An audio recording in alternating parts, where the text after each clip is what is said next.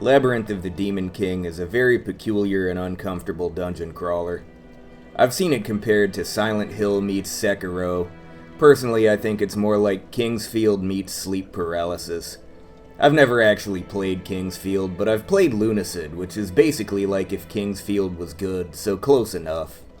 As someone who's newly getting into atmospheric and slow-paced dungeon crawlers, I can't wait for the full version of this game to release. I'm actually not a huge fan of survival horror, but this game has enough dungeon crawler DNA in it to hold my interest. In this game, you play as the last surviving soldier of a lord who was killed by a demon. You set out to avenge your fallen lord with nothing but a broken katana. Right away, you'll notice the crunchy and moody-looking PS1 styled graphics. Yes, this is the kind of retro PS1 styled horror game that has become almost cliche if you're in certain corners of the indie game scene. But this nails the formula in a way I haven't seen before. I could best describe it as what it was like as a kid when I would stay home sick from school and play video games all day, then have a NyQuil-induced nightmare that made no sense later that night. Between the bizarre sights you'll see and the crunchy retro graphics that leave just enough to the imagination, you'll often find yourself saying, wait, did I really just see what I thought I saw? I remember I once had a strange dream about playing some video game I had never seen anything like in real life. Most of it was normal, but among some of the enemies were some giant spiders who would drag you away and lay eggs in your brain if you died to them. If you died to them too many times in total within a playthrough, the doctor who checks on you between missions would switch from giving his normal diagnoses to simply saying, "You are not okay," in all caps. And for the rest of that save file, you would be locked into a bad ending where the spiders would take control of your mind. What I just described is nothing like Labyrinth of the Demon King gameplay-wise, but the ever-present sense of discomfort was the same as what I felt while playing this game. As far as dungeon crawlers or survival horror go, the combat in this is pretty in-depth. You have a light and heavy attack, a timed parry, and a kick that can go through blocks. Enemies will recoil when you hit them, but sometimes they'll use this flinch animation to hide the wind-up for a counterattack, which is actually an insane level of intricacy for melee combat in a dungeon crawler. The outside areas are atmospheric and oddly comforting, and the interior of the dungeon has a soul-crushingly oppressive feeling. You'll feel like the darkness is closing in constantly, never letting you get a break even during the quietest moments. But even in this feeling of isolation and hopelessness, there's still this strange feeling of comfort. Listen, if we're going by which videos have brought in the most of my views, I'm technically a Dark Souls YouTuber, so it was only a matter of time before I pulled the hard game as a metaphor for depression trope.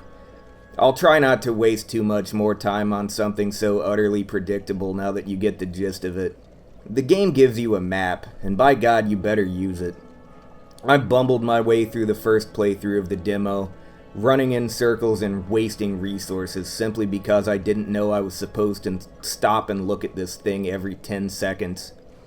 Oh yeah, there's also a basement area that will obviously be used for something in the final game, but in the demo you don't even need to go there, so that sort of made things harder to figure out. The combat, while I've gotten better at it than what you're seeing in the footage here, is challenging, but the main challenge is remaining composed and rational in the face of an atmosphere that has a suffocating level of hopelessness hanging in it. While I can appreciate this from an artistic standpoint, I must admit that the dungeon featured in this demo gets incredibly monotonous if you can't figure out what to do right away, which makes it kind of funny that they call it the Tower of Repetition. The music in this game is an assault on your senses in all the best ways. I'm a big fan of dark ambient music, and I can appreciate the way they've managed to distill pure dread into an audio form.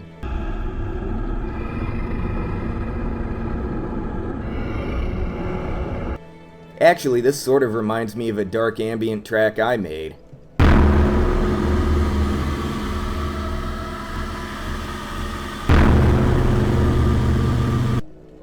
I could have sworn there was a point where this music becomes heavier, almost sounding like you're being slowly bludgeoned with some sort of string instrument, but when I tried to trigger it, I couldn't manage to.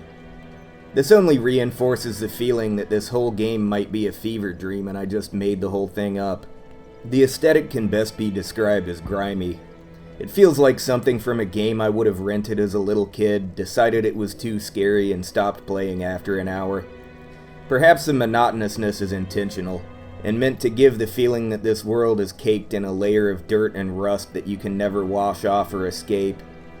Sometimes the enemy encounters can almost be cheap. There are these poison bugs that are super hard to hit and tend to interrupt your attacks, and enemies tend to wait for you around corners and surprise you by hitting you with a chair as you approach, like you're the WWF Hardcore Champion back when the 24/7 title defense rule was still in effect. I suppose that's the survival horror tendencies coming out. There's also a talking cat who likes eating corpses.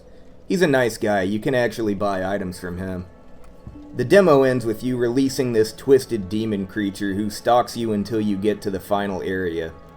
If you don't know where to go, this is downright painful, as he follows you slowly across the map, and you absolutely cannot go toe-to-toe with this guy.